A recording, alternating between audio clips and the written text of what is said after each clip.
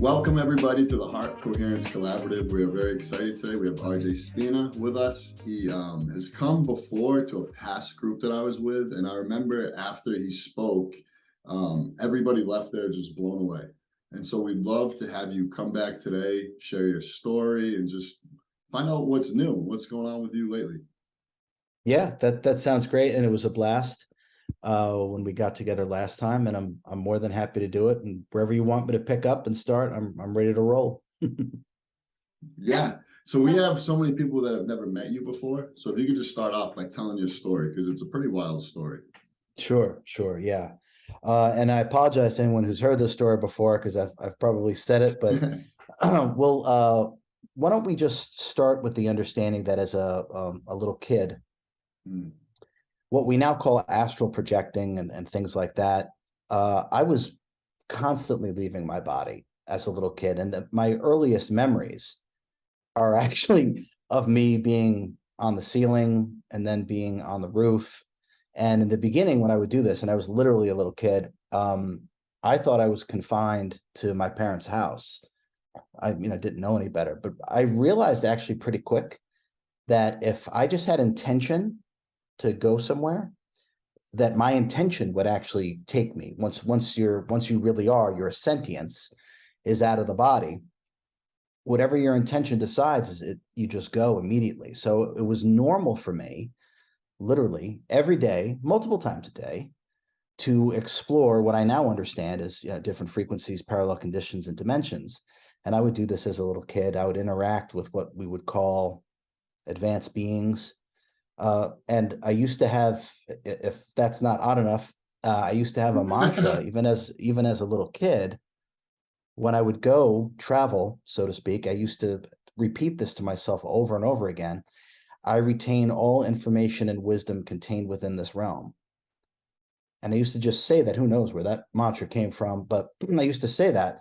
And it literally felt like every time, and this was daily, multiple times a day, it literally felt like every time I, quote unquote, went somewhere, I came back wiser for it. And even as a little kid, I used to say, if I get sick, I'll just heal myself, which is also just extremely odd. Now, I thought all of this was normal, because I remember one time, and I was still a little kid, I asked my mom, where do you go? Where in outer space do you go when you fall asleep? And she's like, I don't go to outer space. What are you talking about? And I was like, no, who do you interact with? Like what heavenly being do you talk to and have conversations with when you go to sleep? And so the look that she gave me, I kind of knew at that moment what I thought was universal turns out to be, for the most part, wildly unusual.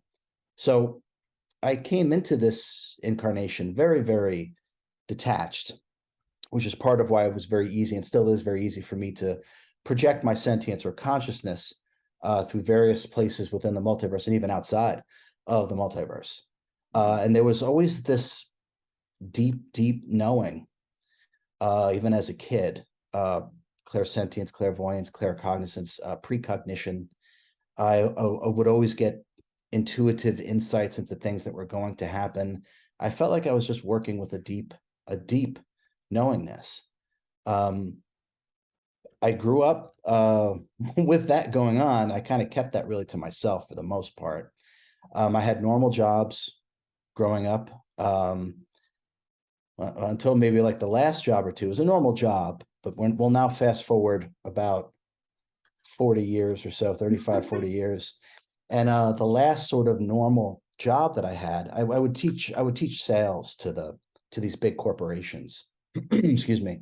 So sometimes 50, 75, 100 employees, sales, customer service, things like that. And I would be teaching what it is that I understand about sales.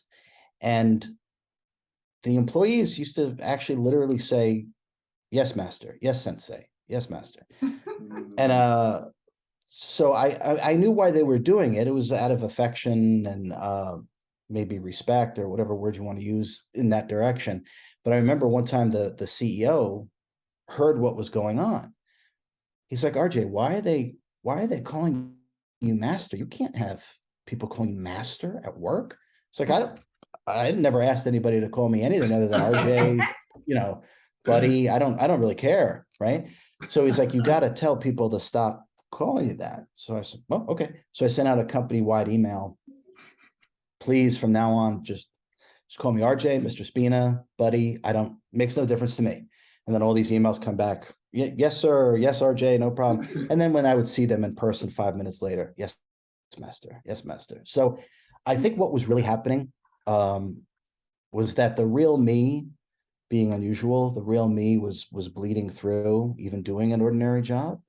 And I kind of knew intuitively if I kept this up, doing quote unquote ordinary jobs, that my incarnation would end.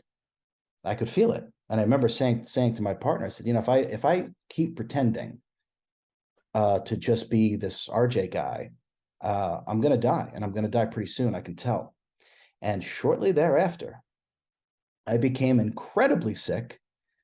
And as you know, it was April 23rd, 2016. I became permanently, quote unquote, permanently paralyzed from the chest down. I had severe sepsis. I was told I would not live another 48 hours.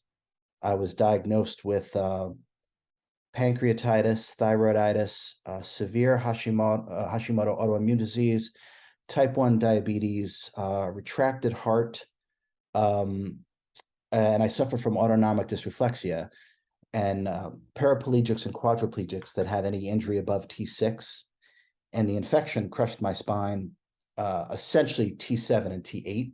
So autonomic dysreflexia is what controls or regulates your autonomic system, your breathing, pulse, heart rate, body temperature. Well, mine would just literally just go completely haywire. I would stop breathing. My body temperature would just plummet. My pulse would plummet. Sometimes my heart rate would skyrocket, and totally out of the blue. And many quadriplegics and paraplegics die of complications. You can have an aneurysm or a stroke, or to go right into a coma from that. So all of those things was occurring simultaneously and concurrently. So I was rushed into a hospital to have emergency surgery. The surgery that I had is called a laminectomy. That's where they scrape the infection off of your spine. And the hopes is that would stop the sepsis, but they were quite sure that my organs would fail because it was everywhere, which is why they told me that literally, if you don't have a will, you should make one. They literally said that to me. So I had that emergency surgery, and I remember it like it was yesterday. I woke up at exactly 3 o'clock in the morning. I had the surgery somewhere like around 10 or 10:30. I woke up at 3 o'clock in the morning, and the best way to describe it, it's not completely accurate, but the best way to describe it is that when I awakened from emergency surgery, I had awakened into authentic cosmic consciousness. The remembering of everything came back to me: self-healing, self-realization, the protocols, the metaphysics, the exercises, everything. It was like it was back in my hands, and it felt like a muscle memory. Because as I used to say as a kid, if I ever get sick, I'll just heal myself. Well, in that moment, I knew exactly what to do. And I can remember and I documented all this. As you know, there's video on my website. This is not a spiritual fiction or medical canard. I authentically put my body back together exactly as I predicted that I would. And the ICU nurse comes in. She saw that I was finally awakened from the drugs, from the surgery. And she said, "How you doing?" I said, "I'm telling you right now, I'm doing fantastic, and I'm going to walk out of here. I'm going to put myself back together. I absolutely guarantee it. In fact, I'm going to do it in exactly 100 days. I will be unparalyzed, and all my health issues will be resolved." So she looked at me like I was still high from the anesthesia. But I started explaining to her in the ICU in great detail, which makes up the foundation of my book, The Ascended Frequencies Healing Technique, that I used to put myself back together, and that has now helped tens of thousands, if not more, people all over the world. I started explaining to her in great detail exactly how self-healing and self-realization, enlightenment, actually works. And I'll never forget the look on her face, because it was too specific. It wasn't just the ramblings of someone coming out of anesthesia, which is, I think that's what she first thought, but it was so concise. And I was so clear. There's no question about it. And she said, how do you know this? And without going into detail, I just said, well, I remember. I absolutely remember. And I made sure that I was videotaped during my time in the hospital rehab, because I knew no one was going to believe that this was possible. But I knew I was going to walk. I knew I was going to put myself back together. So I had the nurses, the rehab personnel, doctors filming as I was literally unparalyzing myself. And the video is time-stamped. You can see it. And on the 100th day, exactly as I predicted, I walked unassisted. I'm not paralyzed. I show no symptoms of any of that. I don't take any medications. All my health issues have been resolved. And this is the understanding. It's what I call the wisdom that transcends knowledge. This is actually how healing authentically works. And it makes up the foundation of my very first book, Supercharged Self-Healing, which is now, I just got news today, is now in its second printing, which is amazing, absolutely amazing. So this is what most people know me for is, oh, that's the guy that used to be paralyzed. So that's the shortest version. And I apologize if that was a little lengthy, but that's the shortest version of what went on. No, it was perfect. That was awesome. I would love to hear you talk a little bit more about your latest book. I'm very interested in the subconscious mind, and I would love to hear what the purpose of this book is and the processes that you detail and show people. I'm happy to answer that, Leah. Thank you very much for asking about my next book called Change Your Mind. So we can start off with that 95%, and actually it's 97 from my direct experience, but neuroscientists are starting to come out with studies and research that they claim 90 to 95%, it's 97, but 90 to 95% of reality creation comes from your subconscious mind. So our rational thinking mind, the thinking and emotions, have very little say in reality creation. So the great uncharted territory for humanity is actually the subconscious mind. And the second book is the treasure map on how to discover this. So the book details, it's kind of in three sections, if you will. The first section is actually how to deprogram your subconscious mind. And I developed or remembered or was given, which is all kind of the same thing anyway, a very simple process of self-inquiry by asking yourself specific questions. Anyone can do this. I've been teaching this for years. I just never wrote a book about it. So, well, now I have. You ask yourself specific questions, and what it does is it traces you back to what is the core motivation that is driving your behavior and your actions. Now, most of the time for human beings, we don't really ever do this. We're kind of on autopilot, right? Hence subconscious. It's not even in the conscious mind. It's just, we're just going, we don't really investigate what is truly motivating the behavior. Now, most of us, if we ask ourselves, why am I doing this? The first answer that we would get would be some sort of justification.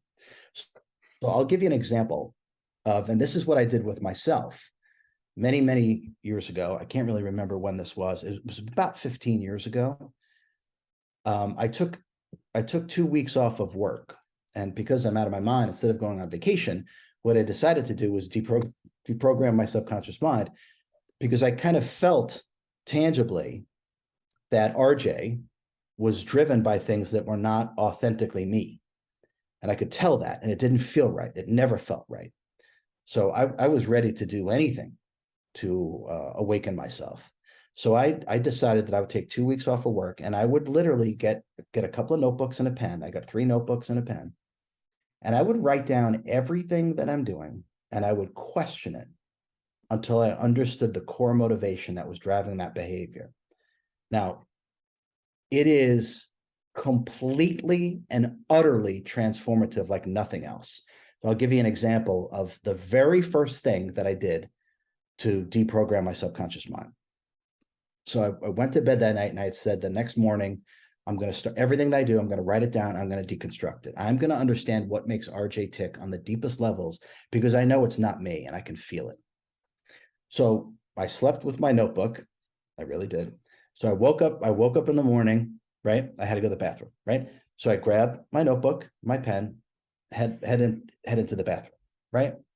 And as I walk in, I just catch a glimpse of my reflection in the mirror, right? Now, without thinking about it, I stopped and grabbed a hairbrush and started brushing my hair was a mess, right? So I grabbed a hairbrush and I just started brushing my hair. And I was like, whoa, whoa, whoa, what just happened? What is going on here? So I put the brush down, clicked up, put my pen ready, right? And wrote down brushing my hair. And then I asked myself, why am I brushing my hair? The answer was, so it will look good, right? Okay, so that's a justification. That's not a core motivation. That is a justification. And this is where most of us stop when we ask ourselves why I'm doing that. Oh, because I have to. Oh, because it's a mess. Or, oh, because I'm supposed to. And we just kind of stop. Okay, so because it's a mess. I was like, okay, that's just a justification. That's not really why I'm doing it, right? Why do I care, right? If my hair is a mess, right? Because I want it to look good. Why do I care if my hair looks good? The answer I got was, so other people find me attractive. Oh, okay, here we go. We're getting somewhere now. I could feel it. We're getting somewhere. I asked myself the next question. Why do I care if other people find me attractive? The answer I got was, because I get a sense of my self-worth from other people's opinion of me. I was like, holy cow, 100% subconscious pattern egoic mind. 100%.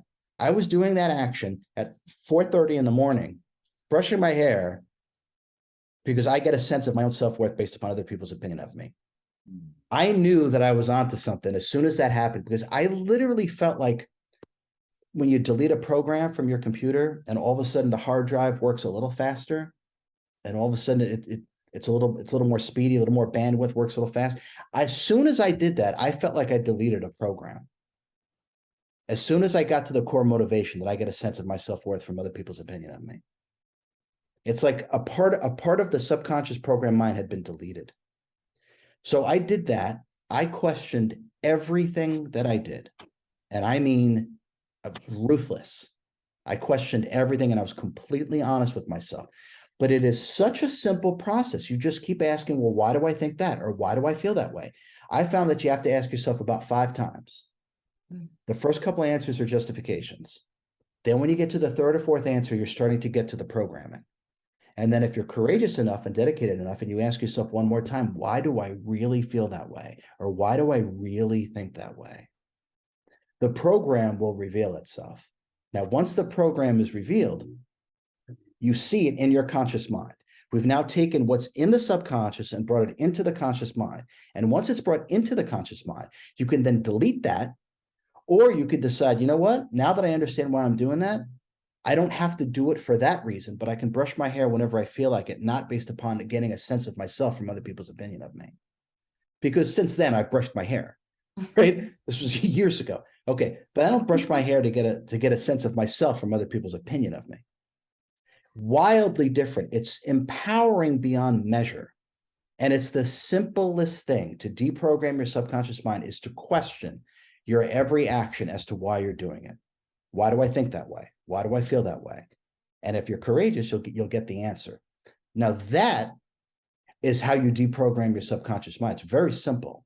Now the other parts of the book have to do with, I developed something called what I call an energy diagnostic system.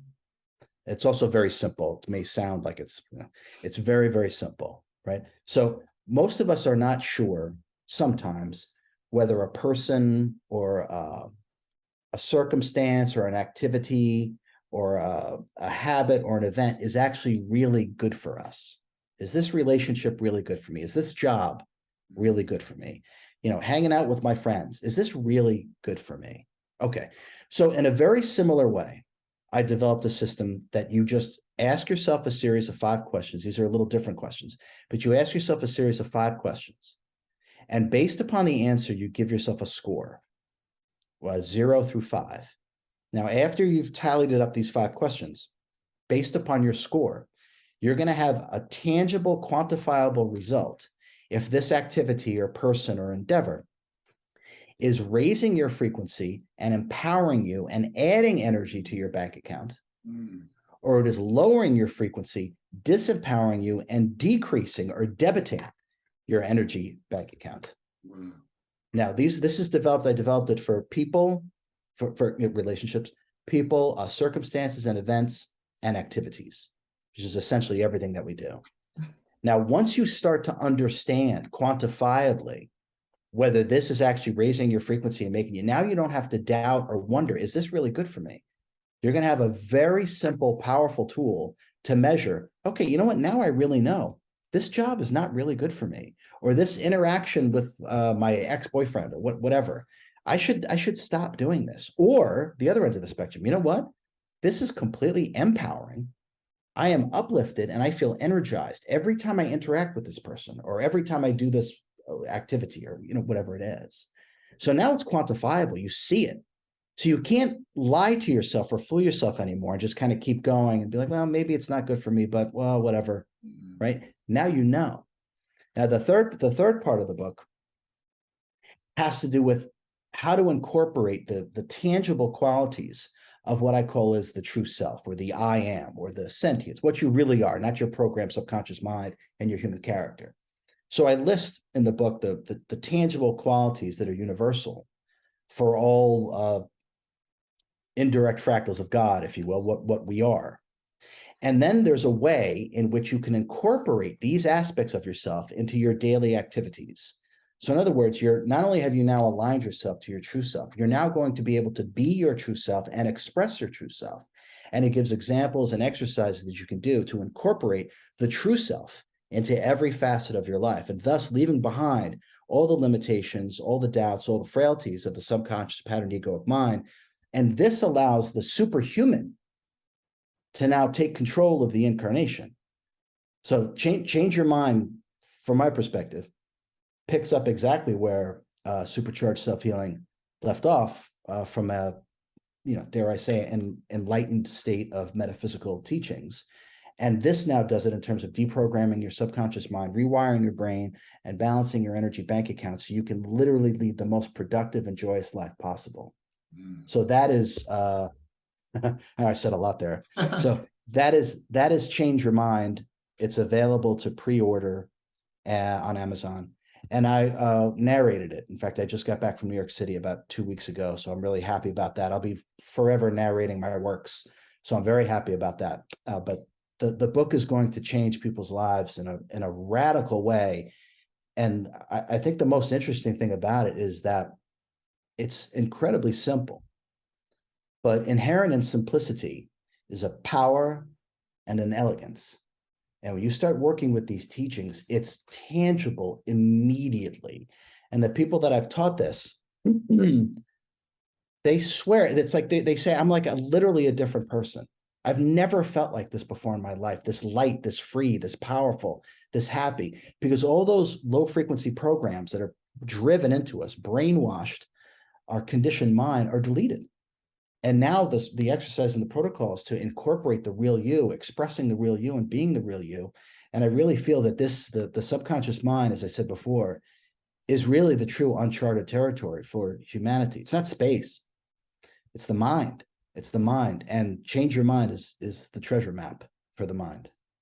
Wow. Thank you for that. So say somebody's kind of at the point in their journey where you were at, where maybe sickness is coming up to show them something.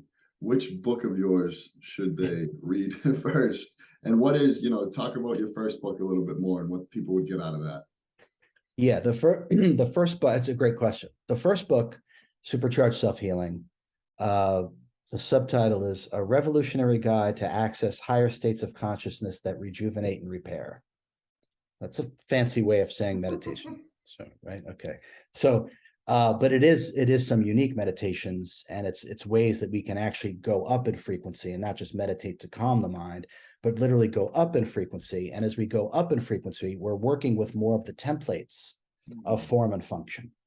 So when you do the exercises, the meditations within the first book, Supercharged Self-Healing, you're actually accessing yourself at the blueprint level. And when you access yourself, think of just working from the top down. So when you access yourself at the blueprint level, you can literally put yourself back together in that state of consciousness. And then as the energy drops down frequentially, all the way down to what forms our physical body, it's various blueprints. Without me, there's energetic templates. I don't want to go on and be too I can be very specific, and I am in the book, but it doesn't matter. You don't have to see the energetic templates. You don't have to lose your mind like I have to do these things, right? But the important thing to understand is that think of like an architect's blueprint for a building. Okay, our form and function, what makes up the human suit or alien suit for that matter, or any suit for that matter, has various blueprints. It's not just one. In fact, there's 7, right? They align with the chakras. Okay, so each one has a blueprint till eventually you get to the translation of all of them as they inform one another. You get to this one. So the book shows you, and it's not difficult. It's not. It may sound like it, but it's not, because we're way past the mind, the finite thinking, rational mind, the programmed mind. This is the higher mind. So as you do the exercise, and it's simple meditations, and I guide you right through, the book guides you right through. Once you get to a certain point, you're at the template level of your own form and function. So as you put yourself back together at that level, that's the blueprint that informs the next blueprint, and it forms the next blueprint, to eventually it gets to this. This is literally part of how I put my destroyed body back together. I put myself back together at the blueprint level. You cannot heal yourself by treating the body. The body is an end result. That's why working with the body or treating the body doesn't work, because it's created from your higher mind. So when you work with your higher mind, you can make the physical body appear and do anything if you harness your desire and intention with the self. So there's complete unification. The body then must follow suit. And this is exactly what I did with myself, because of course I was told, that's impossible. You can't unparalyze yourself. Look at your spine, look at your MRI. And there's pictures of it in the video on my website. Yeah, it's beyond repair. No, it isn't. No, it isn't. When you have a different understanding of things and you do different exercises, you get different results. And this is exactly what occurred. Now, that's one way. It doesn't matter. There's 7 different steps that I found myself doing over and over again to put my body back together. Doesn't matter if the imbalance is mental, emotional, physical, or all of the above. When you work above it, you are putting yourself back together, and it must follow suit. The body must then respond. By your treating the body, you don't realize that the problem is up here. It's just like even a simple way to look at it. People address their emotional life and their mental life. Most of us know we make ourselves sick through our thought patterns, our emotion. We know we're making ourselves sick. Now, when we start to go up in that direction, we're working in the right direction. The order of creation, as I directly experience it, is desire, intention, thought, emotion, action, and then behavior, with behavior being almost totally unconscious, and desire being the highest. Now, when you work with your desire and intention, they are higher frequencies. They're more powerful. So when you unify your desire and intention with the self, and there's true unification, that's what informs the thought, the mental body, the emotional body, the etheric body, and the physical body. So through that unification, these other blueprints must follow suit. That is how it works. For most of us, we've been brainwashed into thinking that you treat the body. It doesn't work. Most of us know this. It doesn't work. Well, now we actually know what works. We have to go to the higher mind through these specific exercises and meditations. You address it this way, and the body must respond to the program that the higher mind is giving it. So, and like I said, it doesn't matter what the problem is, physical, emotional, mental, all of the above. It's just energy. That's all it is. Now, what we really are commands it. What we are is sentience, a divine intelligence, our level of love and wisdom, whose subsets are talents and our abilities. When we harness what we really are, we direct the energy at our will. And so we literally can put ourselves back together. And the book, Supercharged Self-Healing, shows you exactly how to do that. It doesn't matter what the ailment is. I've helped people with, you name it. It doesn't matter what it is. I've helped people with everything. And now the last thing I want to say about that is that the book is called Supercharged Self-Healing.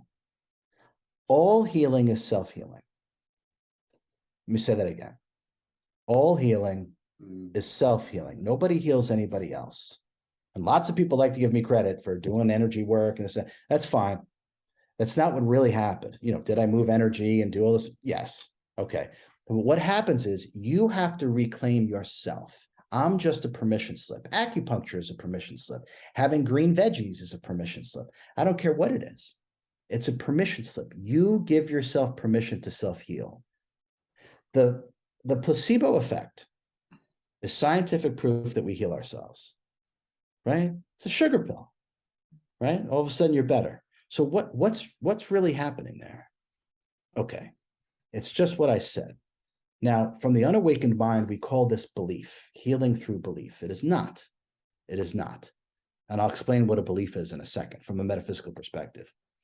We heal through a tangible state of knowingness because only the truth heals. Once you know what it is that you're doing is healing you, then that's what actually starts to happen. By taking those pills, I know I'm going to get better. I'm doing what it is I need to do. I'm taking my pills. I'm going to the doctor. I know I'm going to get better. Those are the people that get better. It is a knowingness. That sends the signal to the mind body to go into the parasympathetic state. And this is where all the healing happens. It's not through belief. This is from my perspective, that is the unawakened mind's perception of what is actually happening. Now, a belief, as I see them, as weird as that sounds, a belief as I see them, a belief is anything whose landing spot lies outside of the self. Like I believe in a heaven out there. Okay. There's nothing outside of the self. The self, the I am, is whole and complete as it is. The all is in the one and the one is in the all. The self is whole and complete. Beliefs, by their very nature, are disempowering. Anything whose landing spot lies outside of the self means your healing is not within you. The healing is within you. And when we work with ourselves in this way, and the book outlines it in great detail, better than I'm doing right now, the book outlines it in great detail. And this is the tangible proof, because as soon as you start doing these exercises, you feel it. You're moving energy. You can feel what you're doing. It's tangible. It's right away. And another exercise is to channel higher frequency energy through your crown chakra and into your body. So whatever system, organ, body part is out of whack, all you do is open your crown chakra. It's not difficult. You open your crown chakra and you literally channel high frequency intelligent energy through your crown into your body. You direct it to wherever it is that you need to. That's another one of the steps of the Ascend the Frequencies healing technique. This is self-healing is the only healing that ever actually takes place. And once we sort of regain our sovereignty and empower ourselves, everyone is going to realize that this is the truth. This is actually how it works. Only the truth heals, and we are already everything. Your healing is within you. Your self-realization is within you.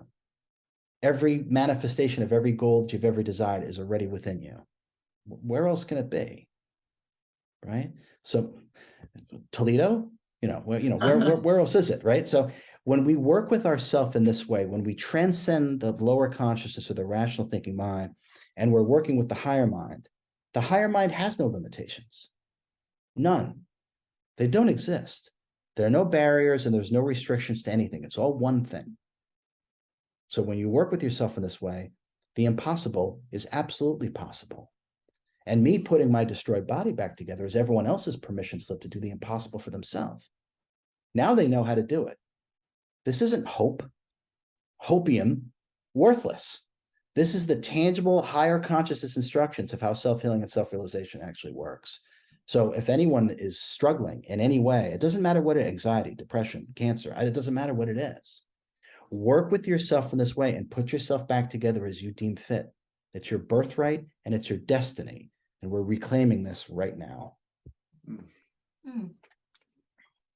I just wanted to ask you, it would be really easy to to just believe that you are this person who was like this freaky kid who was levitating out of his bed, and that you possess some sort of, novel magical quality. I would love to hear the story that touched you the most about someone who read your book, applied it to themselves, and what happened to them. So we can just hear another person, so we know it's not just you being magical. Yeah, sure. Yeah. Great question. The first part of what you said is true. I am unusual. That's okay. That's totally okay. Someone's got to do it first, right? Someone's got to do it, explain it, and then that gives permission to everyone else. Once it's downloaded into the collective consciousness, everyone now has permission to do it. So, okay. So yeah, I came into this world in this incarnation as RJ to do these things. Absolutely. Okay. But the inner mechanics are universal. That's what's important. My inner mechanics are the same as yours and your neighbor and your dentist. It's the same thing, without a doubt. Right? Okay. So that's important. There are so many. Okay. The first one that comes to mind, older lady, in her 70s, in her early 70s, and she got diagnosed with cancer. She got diagnosed with cancer. And she was very upset, obviously. She wasn't given the best news. She wasn't given the best prognosis, and so on and so forth. And she's like, RJ, I don't know what to do. You got to help me. What should I do? I said, I'll help you, but you're going to be the one that does it. She's like, okay. So I gave her 2 exercises to do, the 2 that I mentioned. Channel intelligent energy through the crown chakra to the area where there was disharmony, right? And to go to these higher states of consciousness and recreate a version of you and merge yourself with it. So imagine being in deep meditation and then putting the perfect version of yourself in your mind's eye, seeing it and feeling it, and then merging with it, and then tangibly feeling what that's like to build the perfect you. So I had her do that over and over and over again. And I had her, this was probably like three weeks, maybe. I had her do this repeatedly, not once or I did it for 10 minutes. That's enough. Constantly, over and over and over again. And the same thing with the channeling intelligent energy. Now, the third thing that I told her to do was fast. I told her, how long can you go without eating? She's like, I don't know how long I can go without eating. I said, well, just try like 48 hours. See if you can go 48. And if you can't make it, it's okay. Just try. See, and she had already been doing intermittent fasting. Now, fasting cleanses mind, body, and spirit, for those that don't know that. We don't get energy from food. We get energy from our chakra system. So it's a big illusion that we think we get energy. We don't. It's your chakra system, our energy transformers and energy metabolizers. They would keep our form and function intact. Food is an illusion in terms of the energy from it. I promise. And I'm not the only one that can see chakras and how they work, right? Okay. This is well known, by the way. Okay.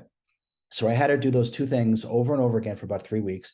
She managed, I think her fasting reached 11 days. I think she was able to go 11 days without fasting, right? Strong-willed, which is why I suggested it for her. So, because I knew she had some oomph, right? So after 3 weeks, she went and got testing again for the cancer. And the doctor said she's showing no signs of the cancer. It's like it just disappeared. Gone. Just gone. No signs. Hasn't come back. This was, it's probably 4 to 5 years ago. 4 to 5 years ago. So all the cancer markers disappeared. And the doctor's like, what are you doing? How are you doing this? She's like, I'm healing myself. I know how to heal myself. I know how to do it. When you work with higher frequency, higher consciousness, it completely harmonizes and heals lower consciousness and lower frequency disharmony. It has disharmony, low frequency disharmony cannot exist in a high frequency environment. So by channeling high frequency energy and using your higher mind to recreate yourself, the body has to then respond. Whatever conceptualized reality that we create for ourselves, the body has the tangible experience of that. Now, that's the mind-body connection in one sentence. And most of us know we make ourselves sick. If we're stressed out, whatever, right? Well, the other side of that coin is also true. A greatly expanded and more holistic state of consciousness. The body must have the tangible experience of that as well. So this is exactly what she did. And then by not eating, the cancer had nothing to feed on. It had nothing to sustain it, if that makes as a way of saying it. It had nothing to sustain it. And because what she was doing is the opposite of disharmony, it literally had no choice but to die and then disappear. So that's one example. There's so many. I've had people with blood disorders for 20 years. I've had people with seizures, anxiety and depression. Some people get over anxiety and depression and after like 2 or 3 times doing the exercise that I tell them to do all day. They do it for a couple of days and it's gone. So it doesn't matter what the disharmony is. It really doesn't matter. None of it is germane to what we are. None of it. And when you start to work directly with what you are, that's what takes over. All of us are perfect. We're divinity incarnate. These are things we pick up here. And when you start to work with yourself properly, you transcend the identifications and the attachments to the things here. And then the body can do nothing but repair and heal itself. We literally put ourselves back together as we were originally designed.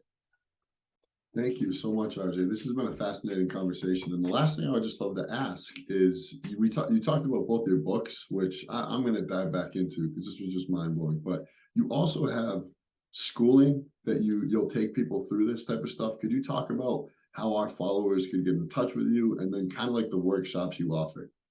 Sure. Yeah. So I have stopped working one-on-one with people. I did that for a number of years. I literally just can't keep up with the demand, or however you want to say that.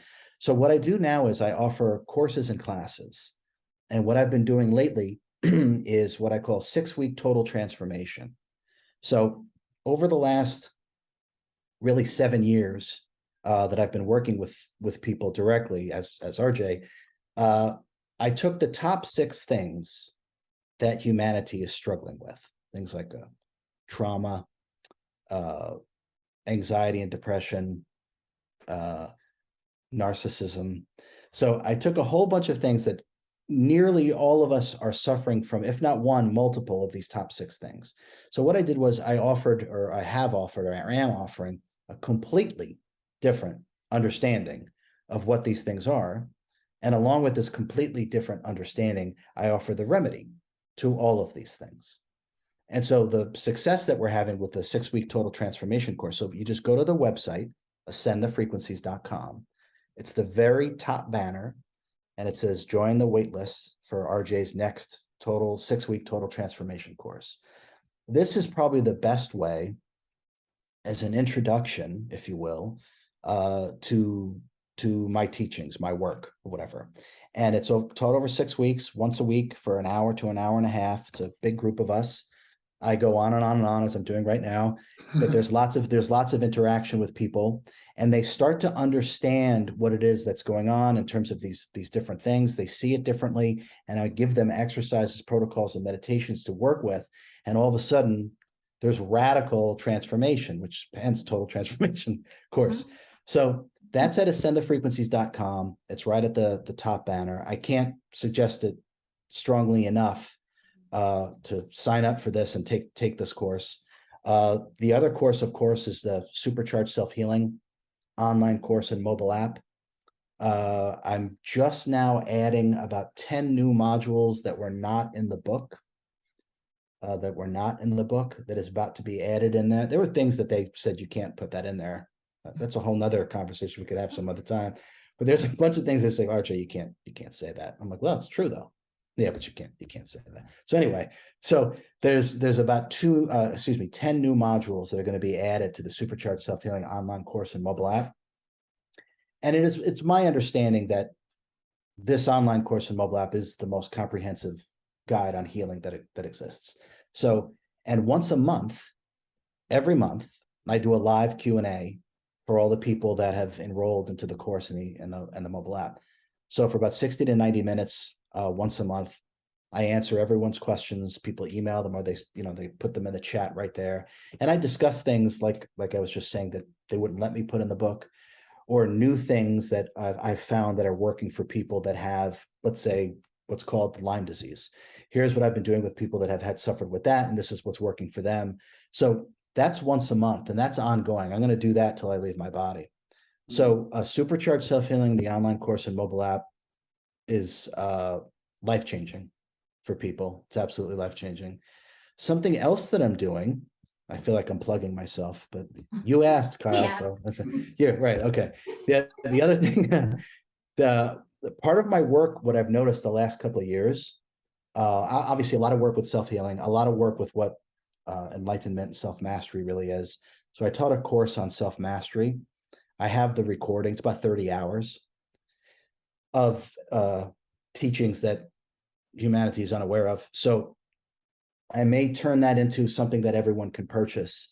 I haven't done it yet because I don't do that work. But my team would have to do that work. It's a bunch of work to do that, to get it set up to purchase it. So there is a way to sign up for the waiting list for the self-mastery course. That's also on the website, ascendthefrequencies.com. But some of the direction that my work has gone in the last 2 years, I would say, it's not so much people coming to me for healing or even coming to me to expand their consciousness. It's more about sort of goal achievement and manifestation. Now, what I've discovered or remembered is that manifestation works the same no matter what the end result, no matter what the desired end result is. And just as I manifested my health, manifestation, when done properly, works for anything. So what I've been doing lately, I have a Facebook group, and it's the first time I was ever on Facebook, by the way. I have a Facebook group, and you'd have to go to the website to request it, but it's on money manifestation. So I'm literally doing free trainings. I'm doing one tomorrow. I'm literally doing free trainings on how to authentically manifest money, how it actually works. And that eventually will turn into probably a very large course, but I'm just doing free trainings for everybody because humanity needs to understand this, so people can do that right now. And like I said, I'm doing one tomorrow, and I'm teaching things that no one is going to teach but me. Then I mean it. So, and the last thing, just about money and manifestation, one of the first things I said is, listen, everything you're going to hear me say is stuff that you've never heard before. But the first thing I want to say about money is that, first off, it's energy. Everything is energy. Everything is energy. And energy cannot be created or destroyed. You don't make money. Now, just that alone starts to shift things for people, because how many times do we say to ourselves throughout the day, I got to make money, I got to make money, I got to make money. I'm telling you, there is a completely different way to go about this that gets 1,000 times better result. So we have to understand the metaphysics of manifestation and energy. And as I said, energy can't be created or destroyed. You don't make money. That's been the conditioned mind. That's the block. That is a block. That is not actually how you manifest anything. It's actually how you keep it at a distance. So, so that's the other thing that I've really been getting into is manifestation, helping people with that. Money is important, and it's not taboo. It's not taboo. Like RJ, you're teaching about money. Why wouldn't I teach about money? It's energy. Like, why not?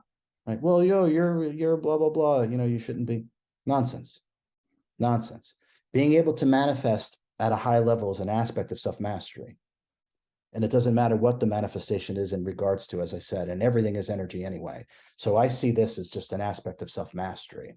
And I'm tired of the poverty mentality that I see on this planet. I'm tired of it. So I'm going to do something about it. So like I said, people can just get free trainings right now on the Facebook group. So I think I rambled long enough, Kyle. Sorry about that. Yeah.